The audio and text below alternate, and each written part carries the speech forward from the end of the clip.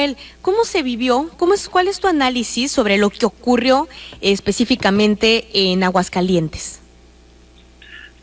Pues la verdad que fue calificado, y como todos lo sabemos, una jornada histórica respecto a que por primera vez se logró disputar una elección entre puras candidatas mujeres, lo cual hay que apreciar demasiado, porque desde el inicio de la jornada electoral el representante del órgano electoral local lo consideraba como pues un avance, ¿no? Sobre todo en los espacios que se logran para las mujeres.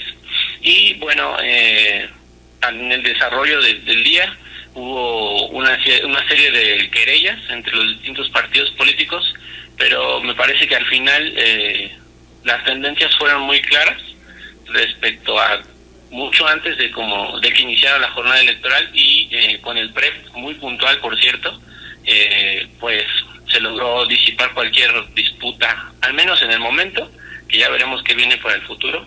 Se menciona que pueden venir todo un proceso legal, incluso un partido por ahí lo mencionó, y pues eso a grandes rasgos. ¿Cómo ves el papel de Teresa Jiménez? Perdón, no lo entendí bien. ¿Cómo viste el papel de Teresa Jiménez en cuestión de sus propuestas, de cómo conectó con la gente, de por qué ganó en las urnas? Pues mire, viene de una trayectoria política muy importante en el estado, lo cual yo creo que le permitió tener mucho más posicionamiento en cuanto a su imagen, analizando un poco los simbolismos y qué tanto era reconocida su personalidad. Yo creo que eso fue parte de lo que le benefició. Por ahí habría que ver qué tanto de las querellas y imputaciones que hacían los representantes de Morena fueron ciertas, que hasta ahora no se ha podido corroborar, pero bueno, por ahí decían. Y bueno, yo creo que eso es parte de lo que le permitió tener mucho mayor posicionamiento respecto a otras candidatas.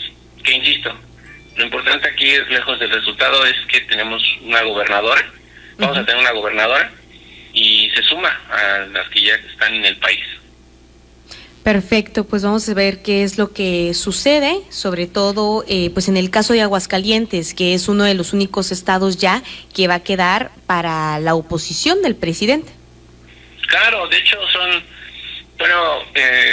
revisando los discursos encontrados, la oposición lo califica como una gran victoria porque lograron derrumbar el 6 de 6 que presumía Morena, pero Morena también, si revisamos las encuestas que han presentado, ahora gobiernan más del 60% de la población mexicana, lo cual nos deja la pelea pues muy clara entre esta oposición y Morena, que va a buscar dos de las gubernaturas más importantes el siguiente año, con Estado de México y Coahuila.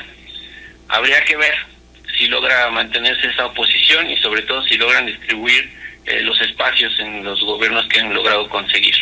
Claro, y en eso va a ser fundamental también el trabajo que realicen tanto el PRI, PAN, PRD en estos estados que sí ganaron, Aguascalientes, y también pues en el caso de Durango. Claro, sí, por supuesto. Les ha resultado de alguna manera benéfico, por así decirlo, en cuanto a votación, y habría que homologar un poco la manera en la que lo presentan y alardean un poco, ¿no? Porque ayer, por ejemplo, me llamó un poco la atención que Marco Cortés sale por un lado a dar una conferencia y después Alito Moreno y el PRD salen a dar otra. Habría que homologar un poco más eso.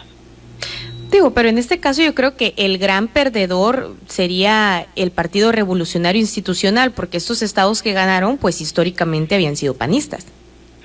Claro, sí, por supuesto. El PRI, como por ahí lo dice el presidente, está haciéndole un poco el juego al PAN. El PAN es el que ha salido más fortalecido, y el bastión de Aguascalientes lo sigue manteniendo, hay que decirlo. Y ya, como escuchamos, incluso Marco Cortés felicitó a su amiga, ¿no? Su amistad. Y el PRI parece que pues, sigue ahí buscando su posicionamiento. Pierde Tamaulipas también, pierde Hidalgo y Oaxaca. Entonces vamos a ver qué logra sacar para el Estado de México, lo cual pues hasta el momento las encuestas marcan a favor de Morena. parece que va a haber transición en el Estado de México, habría que ver, ¿no? Ya sabemos que las encuestas se adelantan muchísimo al tiempo y puede ser que cambien en un momento dado.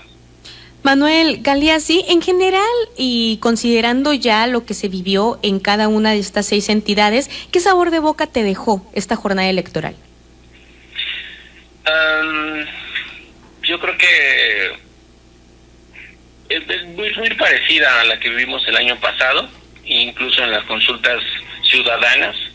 Digo, son 2 discursos muy marcados: o estás con la oposición de PRI, PRD, PAN, o con Morena y sus partidos aliados.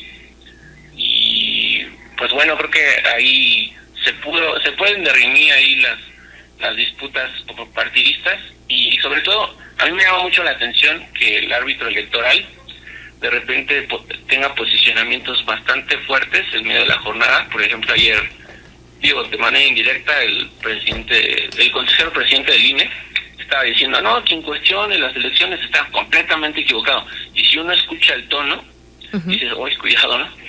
Un poquito o sea, si bien es mesurado y todo objetivo, aplaudir el papel de los representantes de casilla, de todo, creo que cada vez está teniendo mayor peso dentro del juego político el árbitro electoral, que bien lo está diciendo incluso el mismo presidente hoy, que después de las elecciones van a impulsar la reforma electoral. Entonces vienen muchas cosas, y bueno, positivo, quiero decirlo, por la participación política de los ciudadanos, incluso en situaciones tan complejas como Oaxaca, como sabemos, han atravesado situaciones por fenómenos naturales muy complicadas. Y bueno, esperar que se sigan dirimiendo ahí los problemas y disputas políticas e ideológicas, pero que el árbitro electoral se siga manteniendo imparcial. Totalmente. Lo más objetivo posible, porque no nos gustaría para nada que se tomara una postura para un lado. Así es, y ya esperaremos qué es lo que sucede también con esta reforma electoral que está en el análisis para la Cámara de Diputados en este momento. Manuel Galeazzi Ramírez, comunicólogo, político y periodista, te agradezco muchísimo que nos hayas compartido tu análisis sobre esta cobertura electoral en Aguascalientes y también lo que ocurrió en general en el país. Muchísimas gracias.